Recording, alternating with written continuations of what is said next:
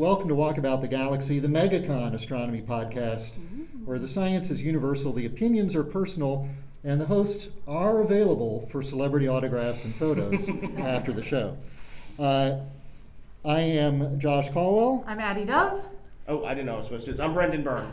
And our normal Walkabout the Galaxy co-host, Jim Cooney, or Top Quark, is not with us today because he has a serious problem with his priorities. But we're delighted to have Brendan Byrne here, who's also, in addition to being the WMFE space reporter, the host of Are We There Yet?, which is available on 90.7 and also for download as a podcast. So Brendan, thank you for joining us again. Thanks for having me. Walkabout the Galaxy and Are We There Yet? Are available anywhere you get podcasts. And we start off Walkabout with a stumper for Brendan and Addie. And this one will be a little bit familiar for you, Addie. You get to take a space vacation for 2 weeks. All expenses paid, space toilet included, as well as spacesuit, EVA equipment, and rover if appropriate. Your choices are the International Space Station, a near-Earth asteroid, the Moon, or Mars, and please take travel time into account. Yes, important. Okay, so, I'm going to pick the Moon because you're a Moon girl? Because I'm a Moon person, yeah, okay. Yeah. I almost always pick the Moon if it's an option. If it's any choice. If it's any choice. Also, I think it's the best choice in this case. I'm going to say that I would love to go to the ISS. Maybe that'll happen someday soon. I send experiments there. Maybe I can go there. Right. They're going to start having more people there someday. But the Moon, closer. True. You do need a rover. I would want a rover. You can have a rover. You can have a rover. You can drive around. Some golf clubs. You can maybe take some golf clubs. You can take a feather and a hammer. Foreshadowing our trivia. Oh. Ooh. So I think the Moon. It's close. Mars, maybe if you ask me again in 10 years. Okay. Brendan, what about you? Where do you want to go? I'll stay here on the ground. I've reported on far too many explosions and rocket issues that I'm going to firmly plant myself down here on the ground. So. Mars is interesting, but I like the Moon too because you can see the Earth very beautifully in the sky. Today we're going to talk very shortly about the Artemis program, which is NASA's return to the Moon with astronauts. Updates from Mars, where we've got several spacecraft, including rovers on the ground. A look ahead to the James Webb Space Telescope and asteroid samples. But first, this episode of Walkabout the Galaxy is brought to you by Cosplay. For tussling around with your brothers and sisters, stick to horseplay. But if you'd like to bring strange new worlds, alien superheroes, video games, or comic books to life, then Cosplay is for you. Unleashing the creative forces of millions around the world since 1984, Cosplay, or Cosplay in the original Japanese, will transport you to dimensions that string theory can only dream of.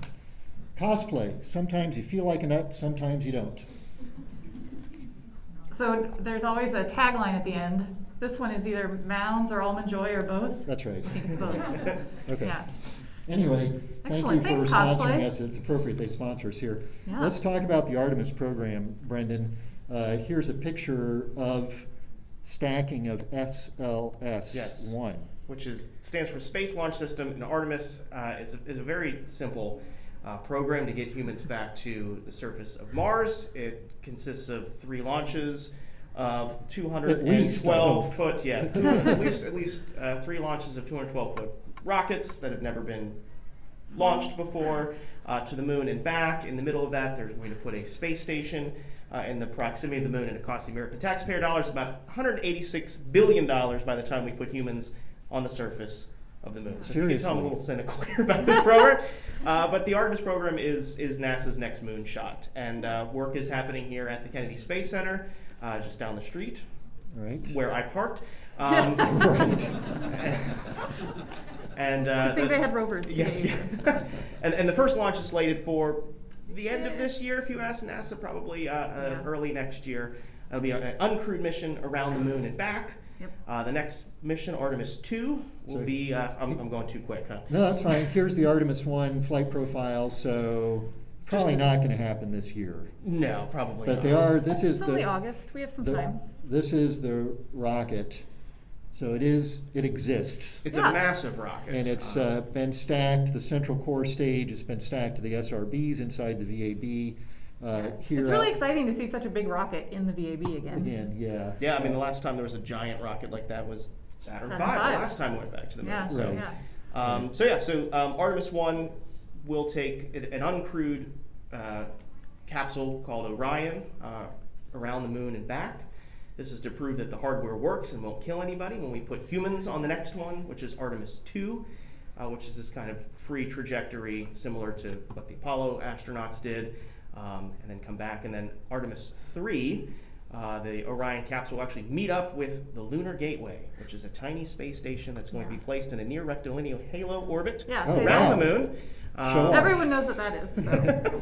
I don't know what I it don't is. know, yeah. I don't want to say it. If you It's can, that orbit. if you can see, we sort of have it indicated here in the center. It says Gateway Orbit. It's hard to see, but it's the oval that's very vertical there. And Gateway, it's sort of like a It's just a little transfer station. Right now. yeah. I mean, it's literally It's going to a have box with a door on either side.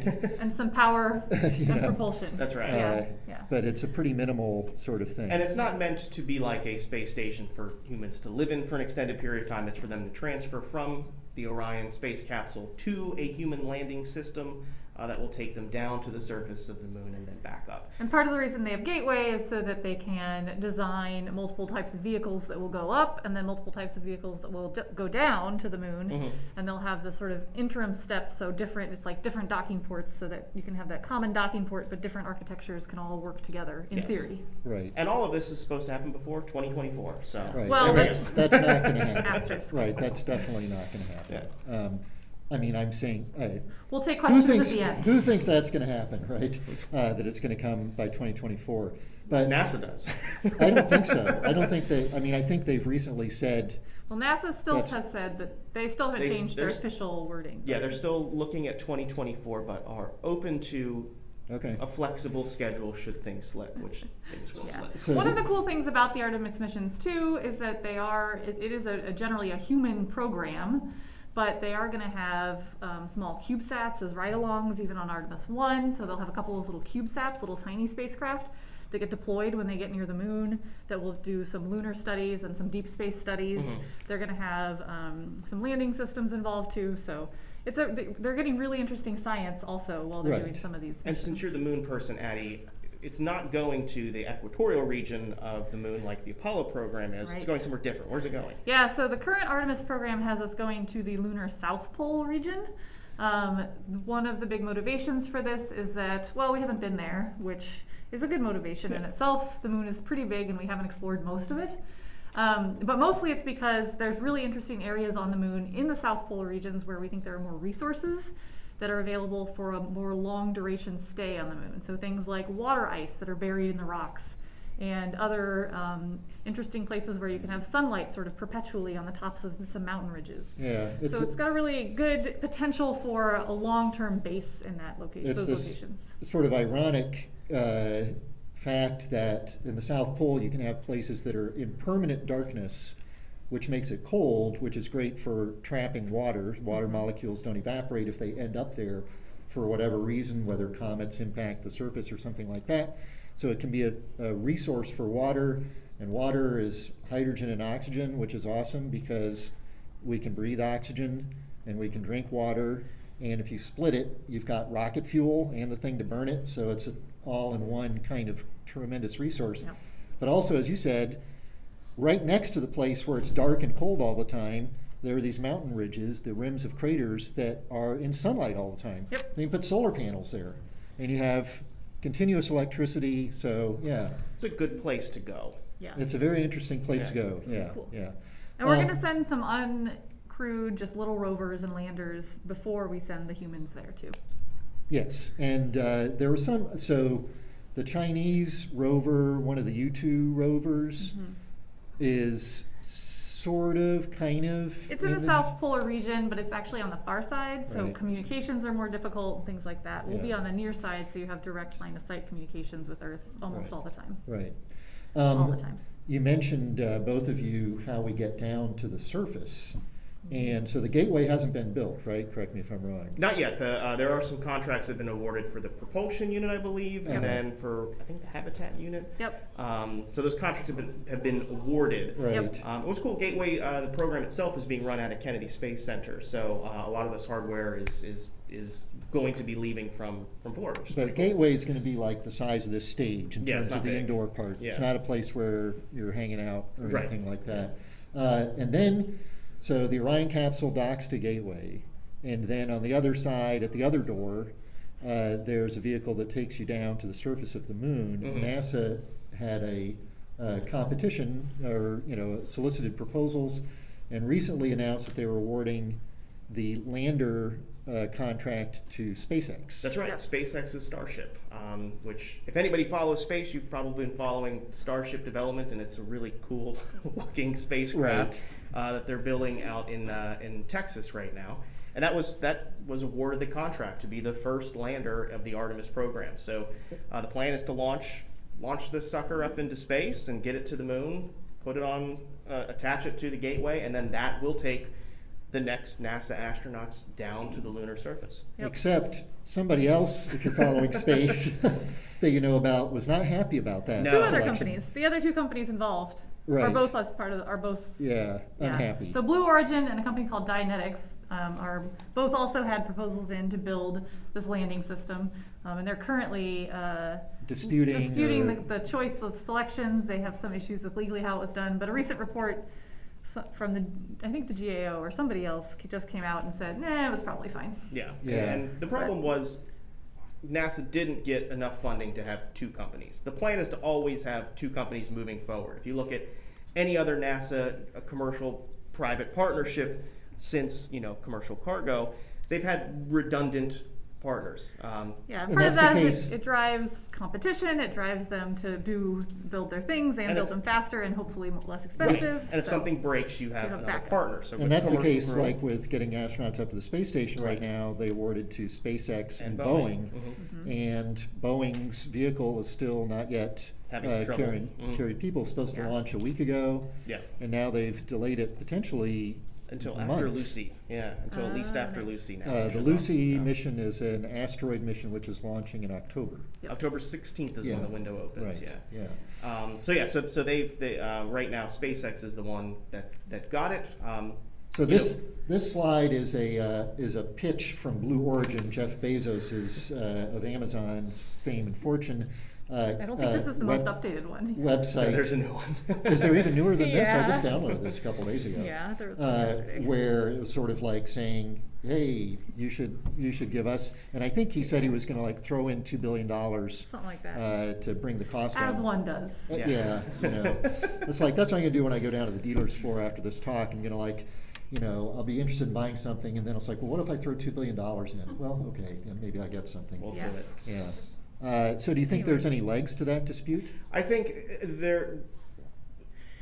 I mean, so like NASA has an open call right now. They're Yeah. gonna have another call for additional lander systems. It's just all that, about like money. this was the primary one for the first two missions, right? I see. There's gonna be additional missions. Blue's gonna keep developing the technology. Dynetics is probably gonna keep working on its own. Uh-huh. And if there's enough of this kind of rhetoric happening, then the people that actually control the purse strings in NASA and in Congress might actually say, okay, well, maybe we should allocate a few more $1 billion for another lander, because again, they want to have these redundant capabilities. Just if in case something happens to Starship, they want to be able to get the astronauts down to the surface with something else. Right. So when you talk to people at NASA, like the new administrator, Bill Nelson, he's pretty optimistic that they'll get some more funding. But as of right now, there's just a sole company is going to be building Right. the And Starship. it's a massive rocket, and I can't help just feeling like they want to teeter over. Oh, You know, yeah, these yeah. things are these huge things. Astronauts are climbing down. It's not like Neil Armstrong, going down ladder. 10 feet ladder. It's It's tall. It's like You know, 125 feet or yeah. something. Blue Origin's slide here is bragging about how the astronauts only have to go down 32 feet Yeah. from their capsule down to the surface, and for SpaceX, it's 126 feet. That's- I'm It's sure a nice they'll have, view from they up might there. have a space elevator. That would be cool. Or a little crane or Yeah. something. Yeah. Make it work. Space So, elevator. and we got some details of SpaceX's system in some GAO filings that came out. There will have to be multiple refuels of the system in low Earth orbit before it goes, some of those other things, but a lot of it was heavily redacted. So we're starting to get some more details as to how it will actually happen. But for now, it's... So what's your... I will say I saw the redacted version, and it's a new up-to-date redacted version where you just edit the PDF, and it was very disappointing. It doesn't have like black lines everywhere. Oh. Each of you, what is your take on when we're going to see the first launch and the launch with people? First launch, I'm going to say March of next year. Okay. Launch with people, it's going to be a little bit longer, maybe 2026. Ooh. 26. I'm optimistic. And how is this launch going to look compared to, like, a Falcon 9 or an Atlas or a shuttle even? I've asked about that, and someone put it to me in a great way. They're like, it's not only going to look different, it's going to feel different. Because there's so much thrust coming off of the SLS rocket that anywhere you are in the Space Coast, you're going to feel this thing taking off. So. Okay. Addie, when do you think it's going? You agree with I think early 22 for the first launch, and I would say late 25. I'm going to be more optimistic. Even more optimistic than It's not realistic. They just had a thing that like the spacesuits won't be ready, so that's why we won't be able to go in 24. Right. I was like, okay, that's the reason. Okay. You should come to people here to help design space. Right. Yeah. So let me give you your trivia. And if you know the answer out there in the audience, don't shout it out yet. We're going to hold on. We're going to tell you about Mars before we get the answer. So your first trivia, all of these are Olympics and space inspired. One rover, one extraterrestrial rover, and only one, has traveled the distance of a full marathon, 26.2 miles. Which rover did that? Okay. And how long did it take it to go 26.2 miles? I will give you multiple choice on the time, but not on the identity of the rover. So this is for me. It's for both of you. Okay. It's for everybody. Don't answer right now, though. Okay. Yeah. Okay. Answer later. Yeah. You have time to think about it. Oh, okay. Yeah. The second one, you mentioned golf, taking your golf clubs to the moon. So Alan Shepard did famously hit a couple of golf balls on the surface of the moon. How far did they go? Oh, okay. Okay, and as a bonus, how far would they go if you didn't have to worry, like if you were in a moon base with a giant golf driving range, and you took Tiger Woods up there, well, maybe not now, Tiger Woods, but whoever, Rory McIlroy, somebody who's healthy, and how far could that person hit a golf ball on the moon? And then walking is still an Olympic sport. And I feel like you have feelings about that. They looked cool doing it. I feel like they're disjoining their hips every time. I don't know. Yeah. So Looks painful. there's a difference. So there are judges who watch the Olympic walkers to decide, are you walking or are you running? And there's a difference in your gait. Oh, yeah. And there's a natural speed at which your body wants to stop walking and start running. So the question body is, never and this really wants bonus to start one running. is, on the moon, what is that speed? Or to put it differently, I don't know what that is. can you walk faster on the moon than on the Earth or This not? is too many trivia parts. I know. There's always multiple trivia This is a parts. 45-minute session. Yeah, all right. Okay. So we have plenty of time for that. So let's talk Mars. Let's. This is Percy, or Yay. Perseverance. I almost said Perseverance? Percival. Perseverance. Percival. Percival. I don't know. Percy is a short for Percival, isn't it? It could be. Anyway. The noblest of rovers. Right. So here's a little GIF of the Perseverance rover on Mars, and you can see the helicopter Ingenuity in the background there, which has done 11 flights, I believe now. It's far exceeded its sort of mission design. This is a selfie, so it took this picture with a camera on the end of one of its arms and assembled it together. And one of the jobs of Percy is sample caching. Yep. And that's not going so well so far. Right. Take a step back and why? What's happening? So Percy is a rover in the Jezero crater on Mars. And we went there because we think that crater has a history of water. It looks like it has a delta where we landed. It was probably a crater that was filled with water in Mars' distant past, and there's a lot of aqueous features, things that looked like they were formed by water, and then also rocks that seem to have the chemistry that they were modified by water. And so Percy is part of a long-term plan by NASA to go and explore these places, but then also cache some samples that they're going to sort of collect and then eventually drop Yeah, off. make sure you don't cheat on the trivia. Oh, okay. And then eventually drop off in a special spot with a little like flag that says, I have a sample here that, I don't know, 10 years from now, another sample return mission is going to go and pick that up, and a couple others hopefully from other missions, and bring them back to Earth. And those sample return missions, I mean, they're not even funded Correct. yet. There's some I'm sure there's groups sketches that on are putting napkins together and the things. sample return plan, Yeah. yeah. And this is not completely different from some of the stuff we've done in the past with our rovers in terms of like sampling the rocks, scooping up the samples, drilling down into them, and doing a lot of analysis in situ there on site of the rocks. But we are trying to start caching or getting these samples to put them in little tubes that they'll seal up for posterity. So you can see here some of the drill holes that it made for that first one here a little bit closer, I can see. where it said, okay, this is a good spot. How many, has it like 40 or some Was it that many? jars that it can fill with samples I from don't different remember. places?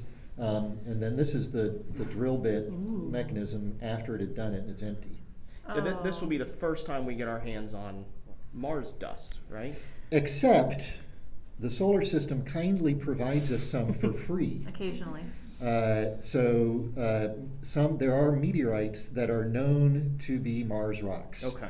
And we can identify them as Mars rocks based They have on little the stickers that say Mars. Made on it says Mars. country of origin Mars.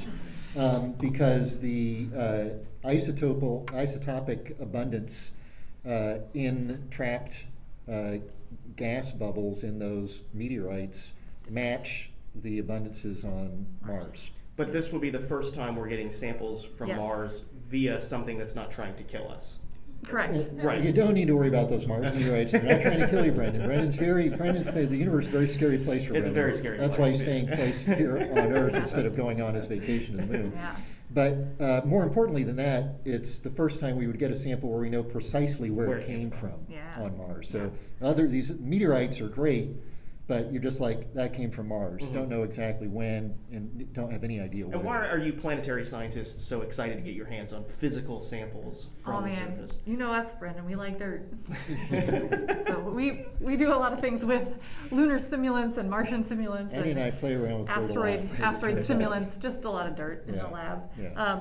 But the idea of getting an actual sample from a place is that you can do all sorts of analysis on it that you can't do on the rovers. Our rovers are super capable. They have all sorts of really advanced instrumentation. But there's just a lot of analysis, like this isotopic analysis and different chemical analyses that you can do on samples you bring back that you can't do in the place where you have them. And also the cool thing, so like one of the really awesome things recently is we have all these samples we brought back from Apollo. So we have big rocks, small rocks, lots of dirt.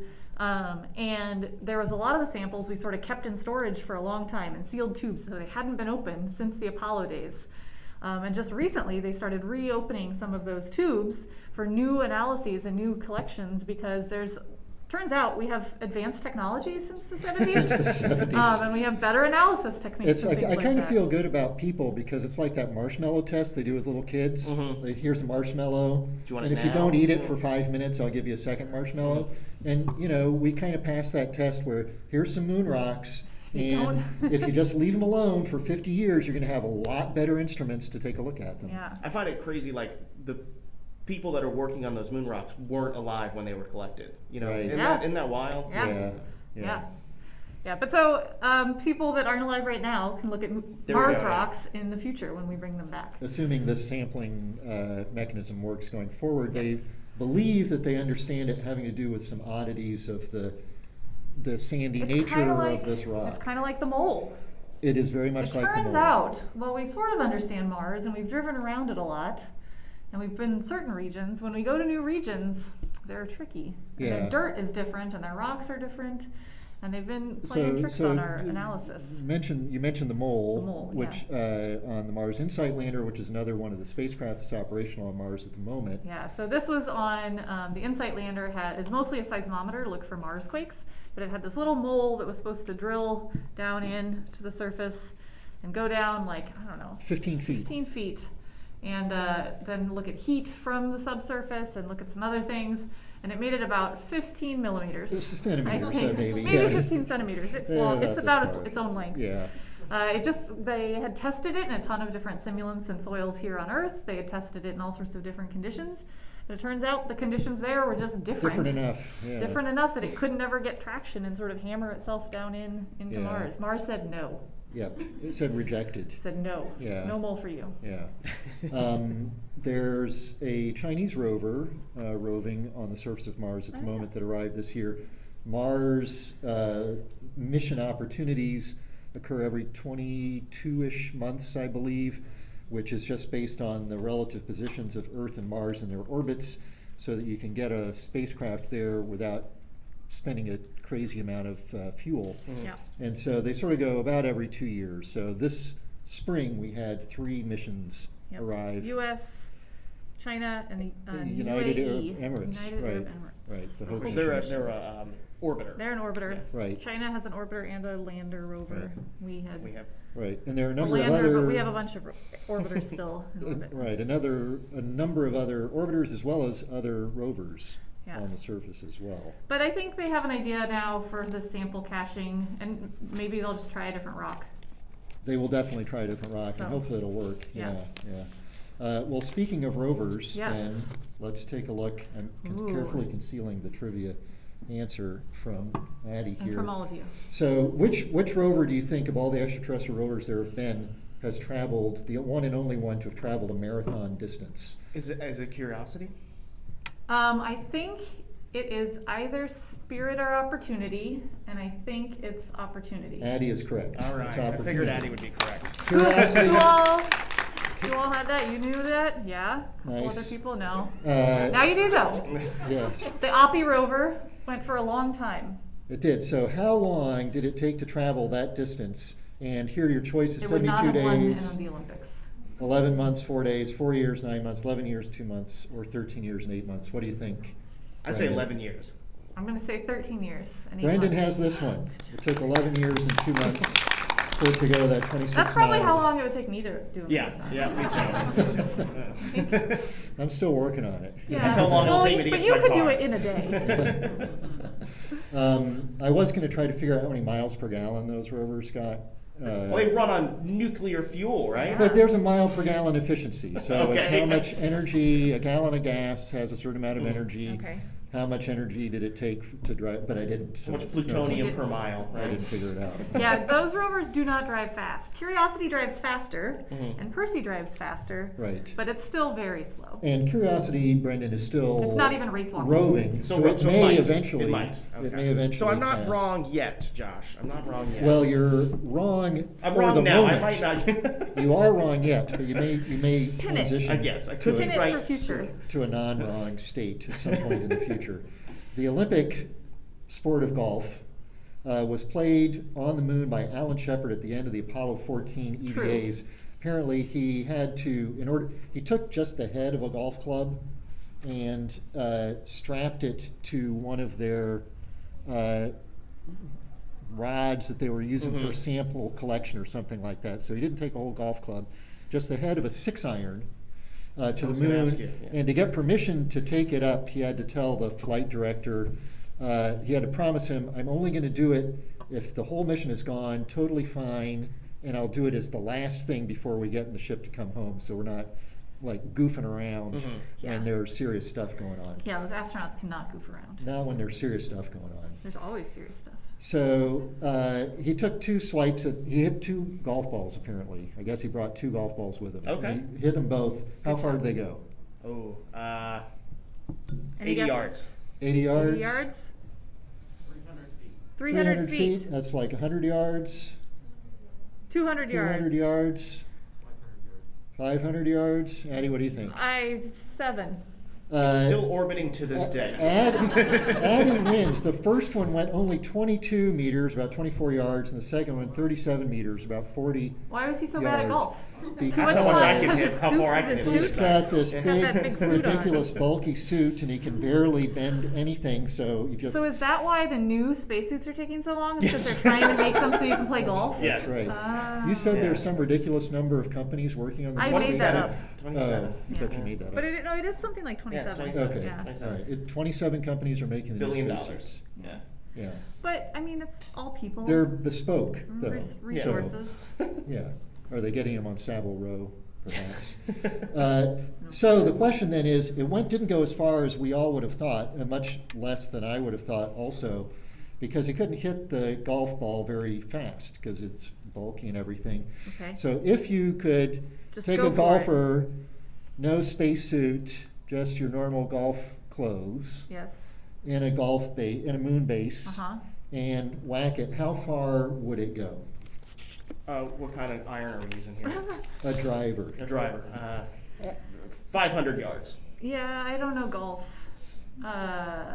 I liked some of the answers from our audience earlier. Yeah. 333 yards. I made that one up, but That's about how far some people can hit it on the Earth, I think. So there's, on two things on the moon, there's less gravity, and there's no air friction. Or Correct. water hazards. True. There are a lot of sand traps though. The water There are a lot of hazard's sand not traps. yet, but just until it hits, so even if there is a water hazard, it doesn't change your answer. 1,000 yards. You're getting close, Okay. 4,000. Whoa. Oh, wow. Yeah. Wow. So if you hit it at the optimal angle on the moon, the absence of air friction How many and the lower moon- gravity, How much of a moon circumference is that? that is about 1% of a moon circumference. Okay. I wish it was farther. Yeah. Did you do the math on that, Josh, or has someone I else did. done the math? Oh, you did. Of course. you did, Usually. yes. Usually.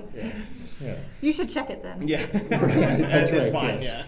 Yeah. So let's wrap up before we take questions from everybody, just with a look at some other objects and some of the other cool explorations that are going on. This picture just is kind of crazy looking, I think. This is the asteroid It's a real Bennu. picture. Yeah. It's crazy.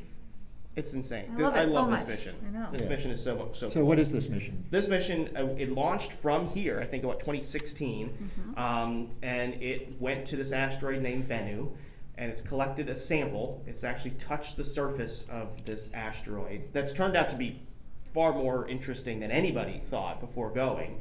Grabbed a sample of it and then kind of tossed this capsule full of asteroid dust back to Earth, and it's going to be here in Let's what, 2 bring it years, I back. think. I believe 23. so. Yeah. Yeah.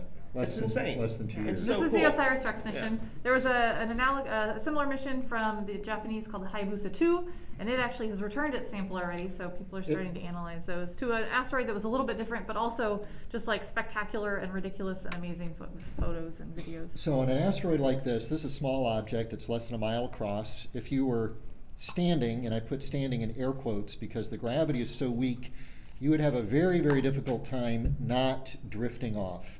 And Addie and I have flown a number of times in what they call the vomit comet, airplane that gives you parabolic trajectories. So you were going to say you've been on asteroids before. Well, But the gravity of the that. gravity is identical, right? So You haven't? the gravity on an object like this, if I drop my bottle of water on the surface, that actually would take it minutes for it to hit the surface. And when we're in the airplane, even if it's doing like 0.05 G, which is a far bigger gravity than you feel here, because we're so used constantly to fighting against gravity, without even realizing it, you just find yourself on the ceiling. Yeah. You're always going up. So the key thing when we go on those flights, right, is where are you putting your straps to hold yourself down? Yeah. So I mention that because here are all these big boulders, and you think, oh, wow, look at all those big boulders sitting there. But you could go up to that thing and shove it. It'd have a lot of inertia, so it would move slowly, but it would go, and it would just go off Yeah. the surface. Very, very weakly held together. But it probably wouldn't hit the Earth Okay, perfect. And we've actually found that this has a very, very low chance Yeah. of of hitting the Earth. Striking Within the us. next 100 and 150 years, Yeah. it is the most likely asteroid that we know of to hit the Earth, but still highly Very low. unlikely to hit it. yes, like 0.0002%. Feel safe, Brendan. So we're good. Last, JWST. but definitely not least, is the launch of the James Webb Space Telescope, NASA's next great space observatory, seen here in an artist's rendering and seen here in a IRL. camera's rendering. Yeah. It's such It's pretty a beautiful, spectacular. beautiful. Those are all shiny and gold. Yeah. And there's more of them, right? There's some folders that actually it's fold. folded You can around. see, It has to yeah. fold to fit in the rocket. Yeah. Yeah. That's So so cool. JWST is going to launch. Turns out one of the hard things of getting big giant things, big giant mirrors into space is that you have to put them in the rocket to get them there. So you either have to assemble them on there, or you have to fold them up before they get there. And so this one is going to unfold once it gets up into orbit. And it's going to launch later this year. Yeah, October, I believe. I think it might have moved to November. Oh. It might have It's not moved to Halloween November. anymore? It was not Halloween It's anymore. going to be some, Yeah. if you're working on your costumes, this is a pretty Right. good one. I would love to see somebody dressed as JWST at next year's MegaCon. Yes. Oh, that'd be cool. The rocket that's taking it, flying though, is everyone? not local. We're not going to see that launch from here. It's an Ariane 5 Yes. European Space Agency French Guiana. rocket. So Yes, which that'll I'm be trying to get funding for to go down and visit. So if Yes. anybody Oh. hasn't become a member of your local public radio station, WMFE, help me get down to French help Guiana. Brendan go to French Guiana to see We'll the do a launch of GoFundMe for you. JWST. So what are some of the highlights that we're expecting from JWST? So JWST is a predominantly infrared space telescope, so it's going to be looking deep into the universe and in our local environment. So we have a lot of folks at UCF who are interested in using it to study things in the solar system, but it's also going to use us to help look far back in the history of the universe and look at things in the distant past. It's going to help us discover exoplanets. Basically, the whole realm of astrophysics and planetary Yeah. sciences and cosmology are all encompassed Rolled in within one. what JWST it's can do. so exciting. Very So cool. exciting. We'll see potentially the composition of atmospheres of planets around other stars. Yeah. Which that's mind-blowing. Potentially That's so cool. indicating molecules that are indicative of life. Mhm. So very exciting mission coming up. So we're excited about that. And thank you all for listening to us to record this episode of the podcast. Now we'd be delighted to talk to you and have some more questions. So thanks for listening. Thanks for listening.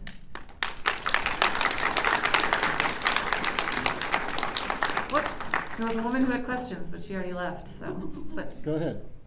So, Artemis project named after a Greek goddess. yes. Female astronauts going? Yes, so Artemis is named, so Artemis was the twin sister of Apollo, so it's used as the name for this follow-up mission, and then in the NASA wording, we are going to send the first woman, and the next, I think they're saying Person of now, color. now the next person of color. I hate that wording, but they are promising that they are going to send more diverse astronaut crew this time around. And do you have a pick for who it's going to be?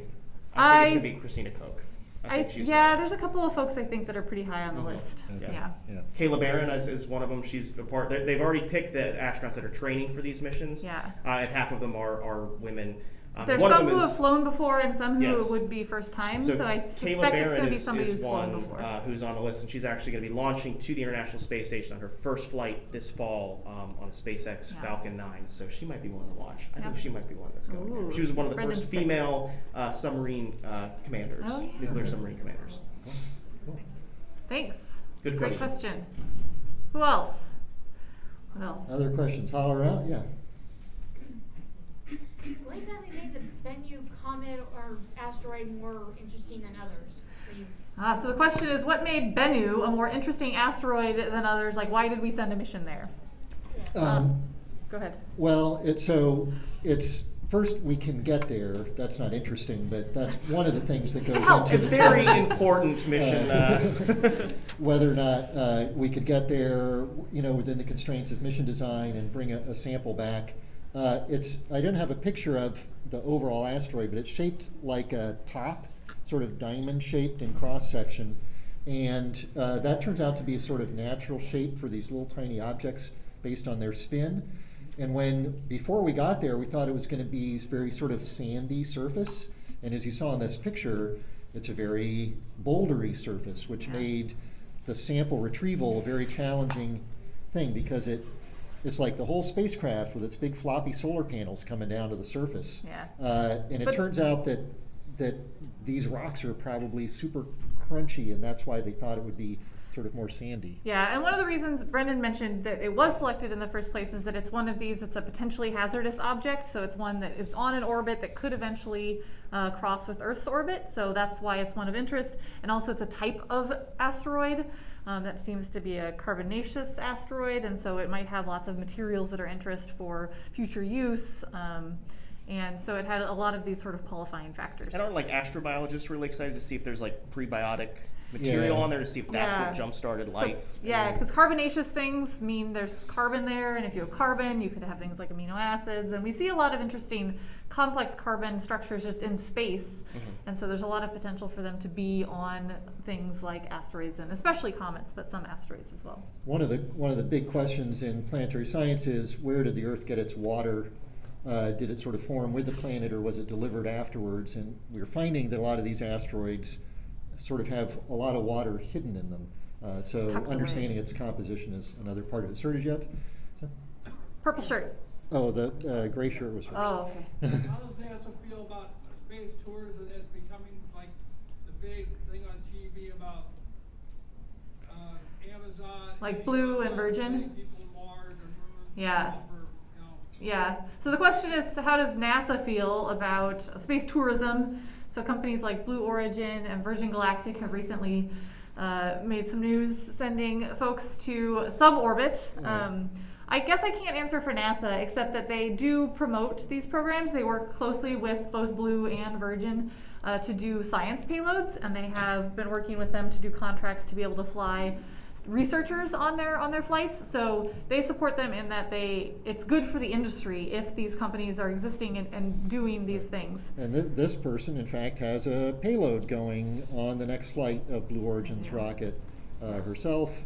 And the Are flight. you going? When are you going, Addie? Yeah, right. Has Jeff reached out to you? Jeff hasn't reached out to me yet. They can't quite afford the Virgin tickets. They just announced a new pricing for the Virgin Galactic tickets of only $600,000. You're For- faculty, for right? a researcher. You For get a that? researcher. It's actually cheaper if you're just a tourist. If you're just a tourist, it's only $450,000. Yeah. Yes, sir. Is the global microchip shortage what's causing the delays to the Artemis system?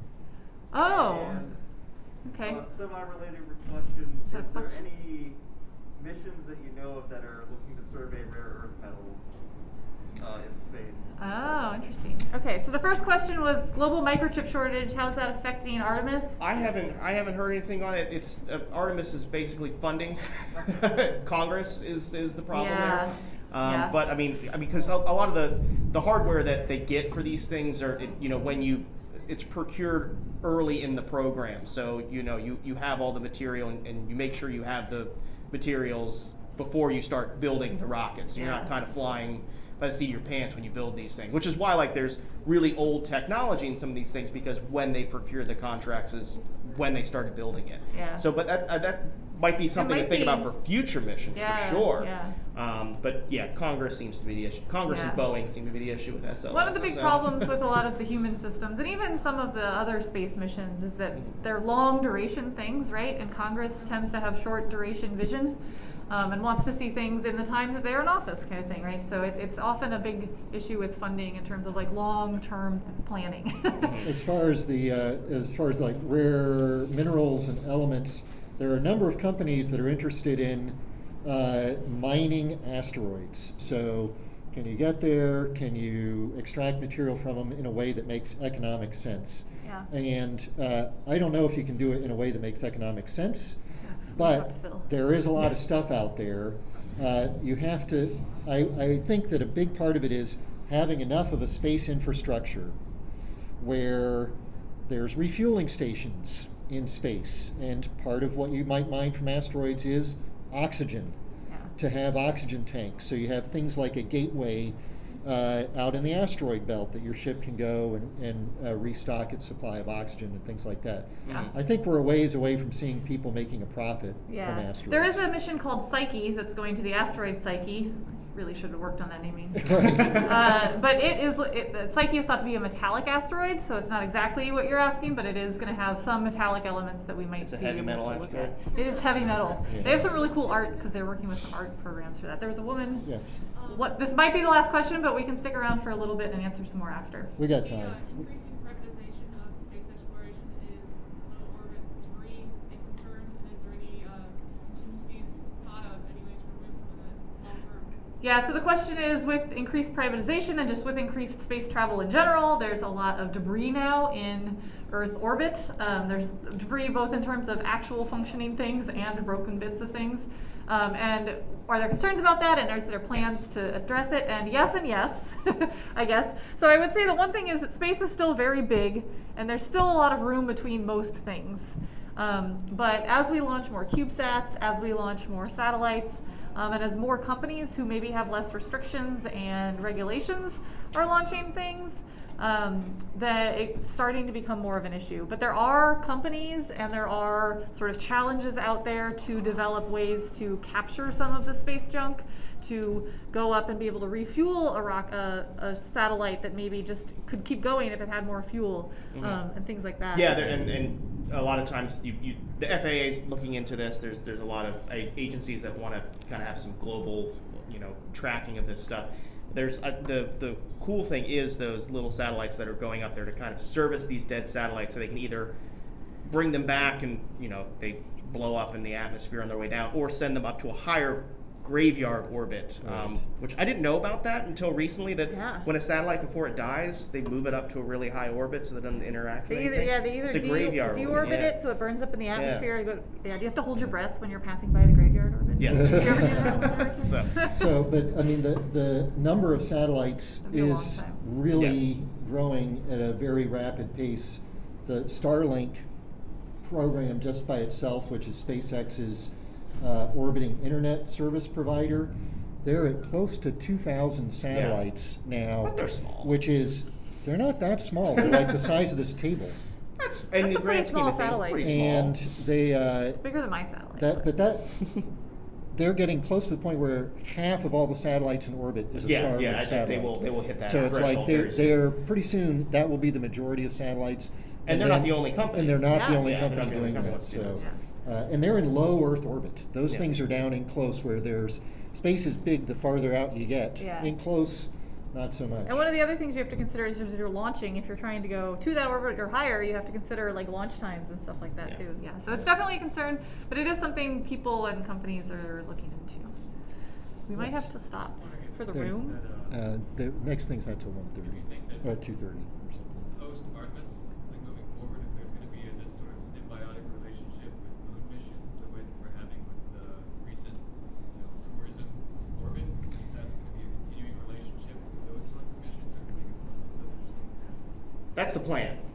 The question was, is there going to be a symbiotic relationship with moon missions going forward with the Artemis program? And the last administration signed or started to sign what's called the Artemis Accords. And this is kind of a working document between governments to come together and work on these things. The Artemis program does have a lot of international support on I believe the first and second Artemis SLS rocket is the European Service Module. We actually haven't built part of the rocket itself. We've contracted it out with the ESA. They've given that to us, and then the Canada arm, which is on the International Space Station. Canada's providing another arm for the Lunar Gateway. Very good at but the arms. plan, they're very good at arms. They're very good at arms fantastic up in with Canada. arms. So there's absolute international cooperation on the Artemis program, and I think if we're going to get to Mars, we didn't really talk too much about putting humans on Mars. There's no way that one organization or one government agency can do it on their own. Yeah. It has to be an international partnership. To Yeah, get you to, mentioned $100 and some billion for Artemis. yeah, to get to the moon. $85 billion to get to the moon. And as a sort of just to remind you of how much farther away Mars is, if you shrink things down a certain amount by a factor of 10 billion, the Earth and the moon are this far apart, and on that scale, Mars is over where the projector is.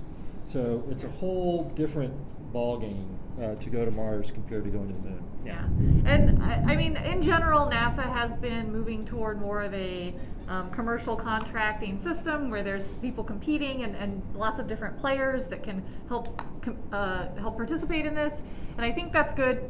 And it will, if you have that kind of participation, you also have ways to push past some of the issues with government funding and certain people in government liking their own pet projects and stuff like that. If you have these other companies who are at play and can sort of push for things as well. Yes, sir. There's an astronaut with a question. I'm going to go play golf on the moon. Okay. How bad is the radiation environment to go from Earth to the moon? How many X-rays? Put sunscreen on. Make sure you're wearing sunscreen. So if you want to go play golf on the moon, how bad is the radiation?